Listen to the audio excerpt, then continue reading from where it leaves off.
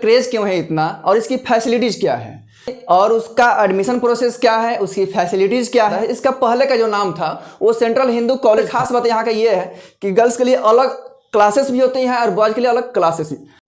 जय हिंद दोस्तों, आज के इस वीडियो में देखेंगे हम लोग जो CHS है बनारस में जो स्थित है उसका पूरी जानकारी और उसका एडमिशन प्रोसेस क्या है, उसकी फैसिलिटीज़ क्या है।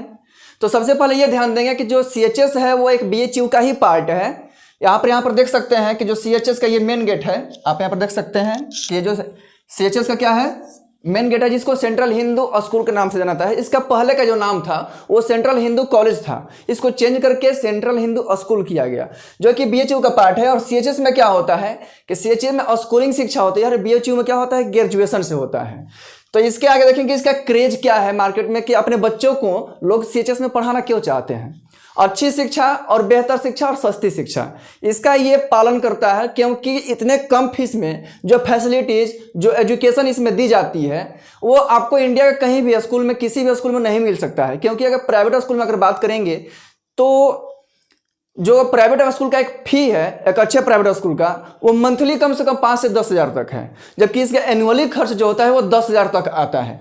तो आइए और जानकारी लेते हैं। अगर आप इस चैनल पर नए हैं तो चैनल को सब्सक्राइब कर लें, क्योंकि चैनल के माध्यम से आप सभी को CHS, BHU, नेतरहाट, नवोदय और पॉलिटेक्निक मतलब जितने भी इंट्रेंसेस होती हैं सबकी जानकारी दी जाती हैं।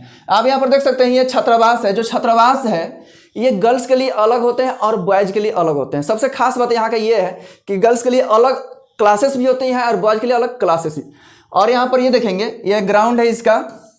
और CHS का जो स्थापना हुआ था 7 जुलाई 1898 यानी कि स्वतंत्रता से पहले, भारत की आज़ादी से पहले की गई थी इसकी जो स्थापना है। और इसकी स्थापना किसने किया था भाई?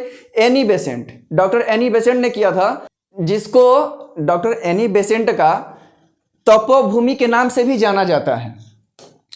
ये देखेंगे कि सबसे पहले इसमें बड़ी फैसिलिटीज़ क्या है। तो सबसे बड़ी फैसिलिटीज़ जो है कि इसमें सबसे इंडिया है, जो इंडिया का सबसे बिगेस्ट लाइब्रेरी है, सबसे बड़ा पुस्तकालय वो इसी CHS में स्थित है। और दूसरा यह कि जो भी इसमें एजुकेटर्स हैं वो BHU से होंगे, वेल एजुकेटर्स होंगे, प्रोफेसर्स होंगे। और इसमें एक मिनिमम फ़ी है जो कि कम से कम फ़ी लगता है, वो आपको बारे में बताएंगे इसके बारे में। और एक पेड शीट होता है। पेड शीट क्या होता है मैं आपको इसके बारे में जानकारी दूंगा। और यहाँ पर देख सकते हैं कि इंडिया की सबसे बिगेस्ट लाइब्रेरी यहाँ पर स्थित है, जिसमें बच्चे और बच्चियाँ भी पढ़ते हैं। इसका कोई एक्स्ट्रा फ़ी नहीं लगता है, जैसे कि अन्य स्कूल में अगर आप किताब वहाँ से इशू कराते हैं या पढ़ते हैं तो उसमें चार्जेस लगते हैं। हमारे इस चैनल के माध्यम से CHS के क्लास 6, 9th और 11th के लिए प्रिपरेशन कराई जाती है, जो कि ऑल सब्जेक्ट से होंगे। और सारे सब्जेक्ट के स्पेशल टीचर जो BHU के छात्र रह चुके हैं और BHU के छात्र हैं भी, और उनसे आप तैयारी करेंगे आप लोग तो अपना एक्सपीरियंस आप लोगों को बताएंगे, जिससे आप लोगों को क्रैक करने में आसानी होगी। तो जो भी स्टूडेंट्स प्रिपरेशन करना चाहते हैं तो दिए हुए स्क्रीन के नंबर्स पर कांटेक्ट कर सकते हैं, या नंबर आपको डिस्क्रिप्शन में भी मिल जाएगा। और अगर आपको वीडियो अच्छी लगी तो वीडियो को लाइक करें और ज़्यादा से ज़्यादा शेयर करें, जिससे कि अन्य बच्चों को और स्टूडेंट्स को भी मदद मिल सके। यहाँ पर देख सकते हैं असेंबली हो रहा है। ये जो टीचर्स डे के बच्चे टीचर्स डे मनाए थे, ये यहाँ के बच्चियाँ और बच्चे अपने टीचर्स को सेलिब्रेट कर रहे हैं। और यहाँ के सारे एजुकेटर्स हैं। सबसे पहले देखेंगे इसमें कि कट ऑफ किया जाता है। अगर आप उसमें एंट्रेंस देना चाहते हैं, एग्ज़ाम देना चाहते हैं तो इसका कट ऑफ किया जाता है। तो कट ऑफ जो है जो अगर जनरल की बात करेंगे तो 80 to 85 रहा है, क्योंकि अभी तो अगर देखा जाए तो 2 बार इसका एग्ज़ाम ही नहीं हुआ है ड्यू टू COVID-19 कोरोना की वजह से। तो उसके पहले का जो भी इसका डाटा रहा है वो 80 से 85 रहा हुआ है। और OBC का ज़्यादा कुछ नहीं है, बस 80 तक, 75 से 80 के बीच में रहता है। और SC ST का जो है 70 से 75, बस यही इसका कट ऑफ रहता है हमेशा। अगर देखा जाए तो एग्ज़ाम का जो कट ऑफ जाता है, क्योंकि अभी 2 साल से एग्ज़ाम नहीं हुआ है। तो सबसे पहले इसमें देखेंगे कि इसमें कितनी सीट हैं, कितनी सीट के लिए इसमें एंट्रेंस एग्ज़ाम होते हैं। तो जो सीट है इसमें 502 है इस बार का। और इसका जो फ़ी होता है, सबसे पहले इसका फ़ी प्रोसीजर भी समझ लेंगे कि इसमें फ़ी क्या लगता है। अगर कोई एग्ज़ाम क्रैक करके जाता है बच्चा इस सीट के तहत, तो उसका जो एनुअल फ़ी है पूरे 1 साल का वो लगभग 10 हज़ार के करीब होता है। 10 हज़ार क्या क्या होता है ये समझ लीजिए। आपका जो होता है 5 हज़ार जो होता है ट्यूशन फ़ी होता है। ट्यूशन फ़ी का मतलब जो स्कूलिंग शिक्षा दी जाती है उसका 5 हज़ार फ़ी होता है।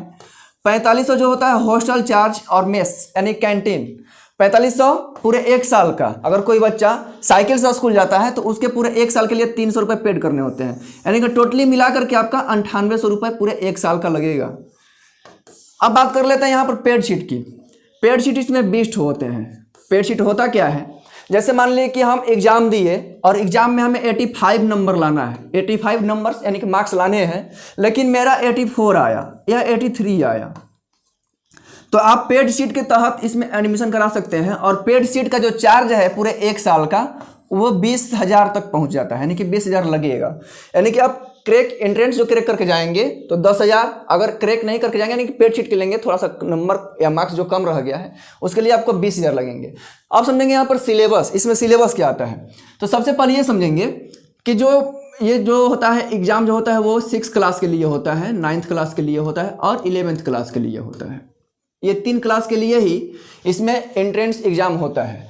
और 6 क्लास में जो सिलेबस है और 9th क्लास का जो सिलेबस है दोनों सेम है, यानी कि इसमें इक्वलिटी है इसके सिलेबस में।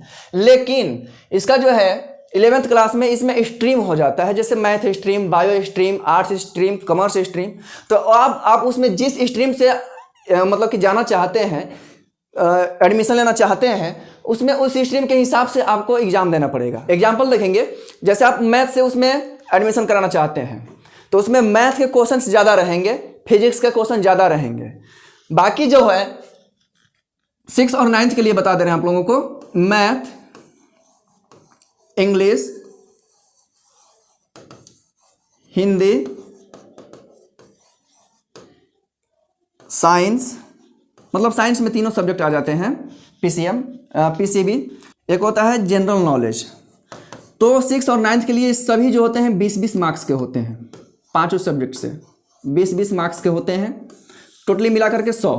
और आप लोगों को अगर 11th का एग्जाम देना है तो उसमें जिस स्ट्रीम से जाना चाहते हैं उस स्ट्रीम का क्वेश्चन ज़्यादा रहेगा। बाकी ये पांचों सब्जेक्ट रहेंगे ही रहेंगे, बिल्कुल ये पांचों सब्जेक्ट उसमें इंक्लूड रहेंगे। लेकिन आप जिस सब्जेक्ट से जाना चाहते हैं, जिस स्ट्रीम से उसमें जाना चाहते हैं, उस स्ट्रीम के क्वेश्चंस ज़्यादा रहेंगे।